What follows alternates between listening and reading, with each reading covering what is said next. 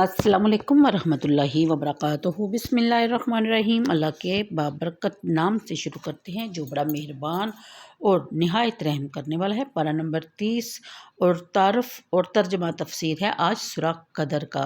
बेशक ये सूरा कदर अल्लाह ताला की नेमतों में से एक नेमत है। नेमत तो सारा कुरान करीम है, इसका एक एक हर्फ पढ़ने का बराबर ही सवाब मिलता है, लेकिन इस सूरत को पढ़ने का इसलिए भी ज़्यादा सवाब है कि इसको हम लैलतुल कदर की रात में ज़्यादा तिलावत इसकी करते हैं। और लैलतुल कदर क्या है, इसके बारे में कदर का मानी तकदीर और किस्मत भी है और इज़्ज़त और मंज़िलत भी, यहाँ दोनों मानी लिए जा सकते हैं।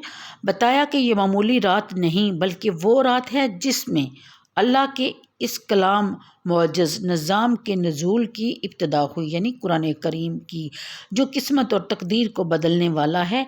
किसी एक शख्स या कबीले या मुल्क की नहीं बल्कि नूह इंसानी के इन तमाम अफराद की जो इसको कबूल करते हैं और इस पर अमल करने का तहैया कर लेते हैं। फिर इस में किसी ज़माना की तखसीस भी नहीं।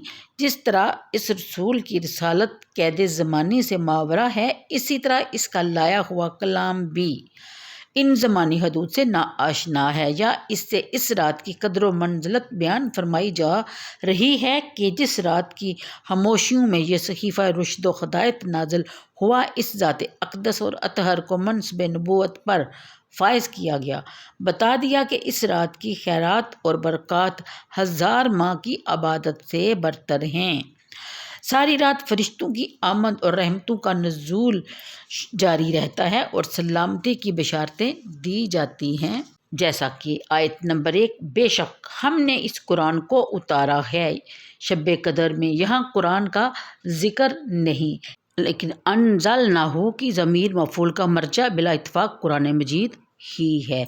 फिर अगली आयत में आप कुछ जानते हैं कि शब कदर क्या है। शब कदर बेहतर है 1000 महीनों से, उतरते हैं फरिश्ते रूहुल क़ुद्स से, इसमें अपने रब के हुक्म से हर अमरे खैर के लिए। ये सरासर अमन और सलामती है, ये रहती है तुलूए फजर तक। यहाँ इसका बता दिया गया कि ये कौन सी रात है और ये भी बता दिया गया कि ये सुबह तक रहती है।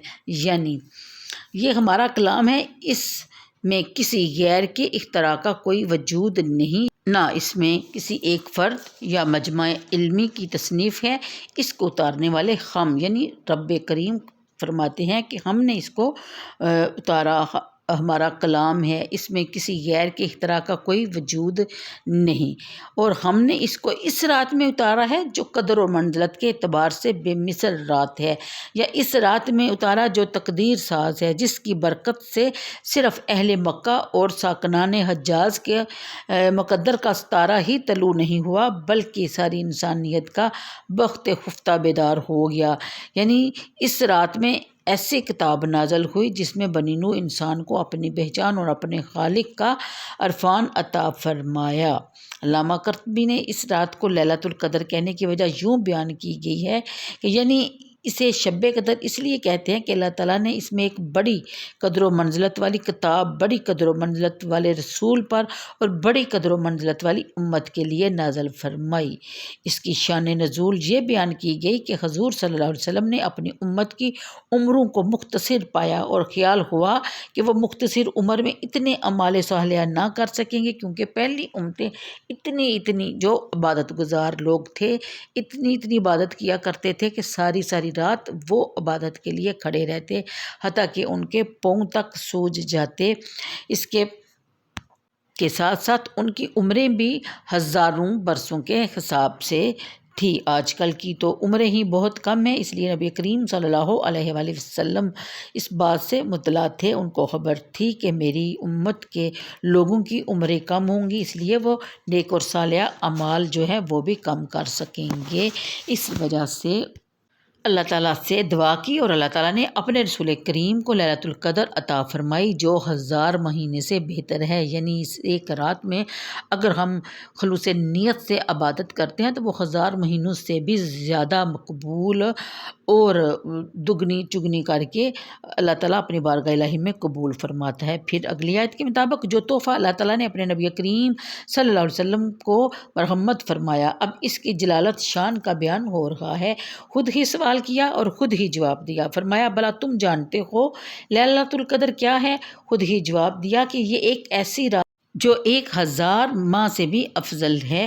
بہتری اور افضلیت کس اعتبار سے ہے؟ اکثر مفسرین کا یہ قول ہے کہ اس ایک رات میں جو عمل کیا جاتا ہے وہ 1000 ماہ کے عمل سے بہتر ہوتا ہے جس میں لیلۃ القدر نہ ہو۔ علامہ قرطبی نے اپنی رائے ان الفاظ میں بیان کی جس کا ترجمہ ہے کہ اس رات میں اتنی خیر و کثیر تقسیم کی جاتی ہے کہ جتنی 1000 مہینے میں بھی تقسیم نہیں ہوتی، اور یہ بھی مفہوم ہو سکتا ہے کہ انسان کی اصلاح اور فلاح کے لیے جو کام نزول قرآن اس ایک رات میں ہوا ہے یہ 1000 مہینے کی کوششوں سے بھی بہتر اور افضل ہے۔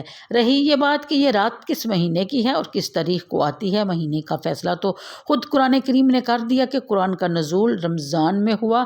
ثابت ہو گیا کہ یہ رات ماہ رمضان ہی کی کوئی رات ہے۔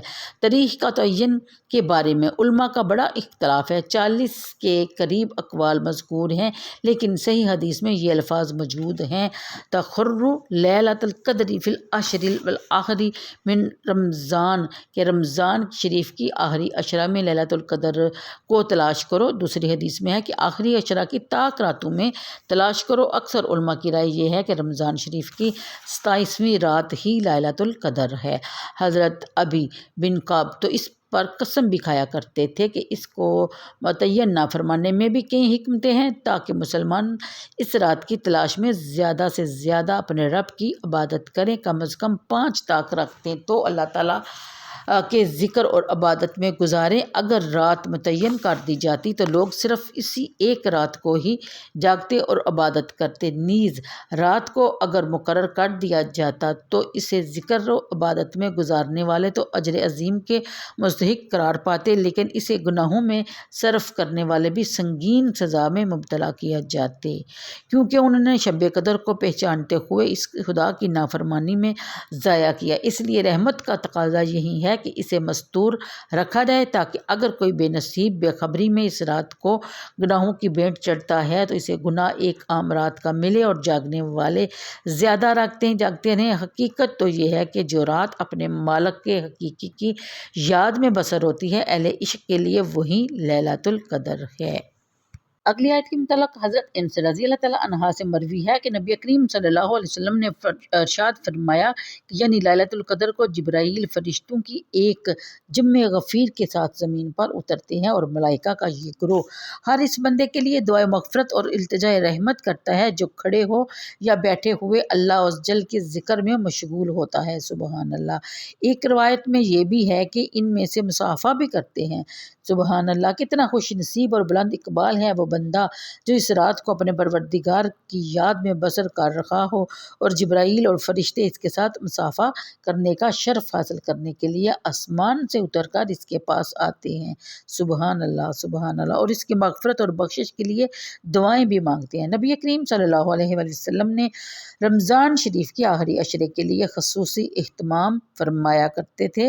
حضرت عائشہ صدیقہ رضی اللہ تعالیٰ عنہا کا ارشاد ہے کہ یعنی رسول کریم صلی اللہ علیہ وسلم کا یہ معمول تھا کہ جب یہ آخری عشرہ شروع ہوتا تو اپنا تہبند کس کے باندھ لیتے، راتوں کو ذکر الہی سے زندہ کرتے اور اپنے اہل و عیال کو بھی عبادت کرنے کے لیے جگاتے۔